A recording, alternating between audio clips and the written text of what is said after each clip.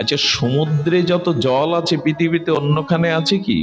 সমুদ্রই তো জলের উৎস, কিন্তু ওর একটা অক্ষমতা আছে।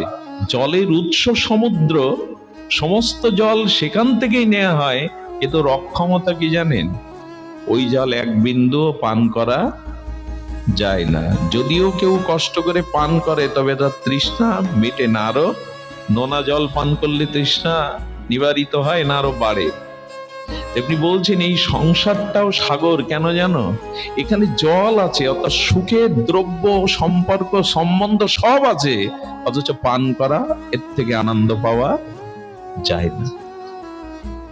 লক্ষ্য করুন না, সবই তো আছে সংসারে। সমুদ্রে তো জলের অভাব নেই, কিন্তু ওই জল কি পান করা যায়? পান করে তৃষ্ণা নিবারণ হয়? তেমনি সংসারে স্ত্রী, পুত্র, কুটুম্ব, সজ্জন, আসবাবপত্র, বাড়ি গাড়ি, ধন, বৃত্ত, বৈভব আছে বটে, কিন্তু তা পান করা যায় না। তা পান করেও তৃষ্ণা মেটে না। আর কি হয় লক্ষ্য করবেন, সমুদ্রের সাথে সংসারের কেন তুলনা? কেন সমুদ্রের ওপারে জন্ম মৃত্যু সংসার সাগরের ওপারে যেতে বলছেন?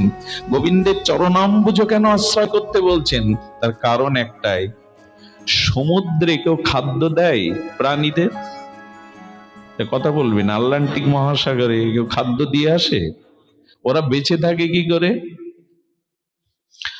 সামুদ্রিক যে জন্তুগুলো, জীবগুলো, মৎস্যগুলো, হাঙর কুমিরগুলো কি করে বেঁচে থাকে জানেন?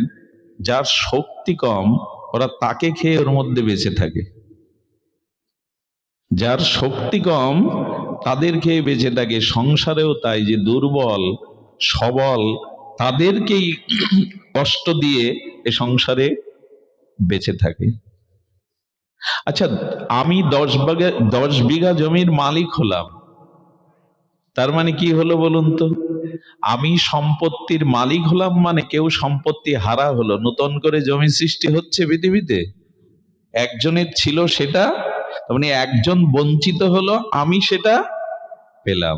সমুদ্রের ছোট মাছগুলো বড় মাছগুলো খেয়ে বেঁচে থাকে, বড় মাছগুলোকে হাঙর কুমির খেয়ে বেঁচে থাকে। সংসারের নিয়ম ওই।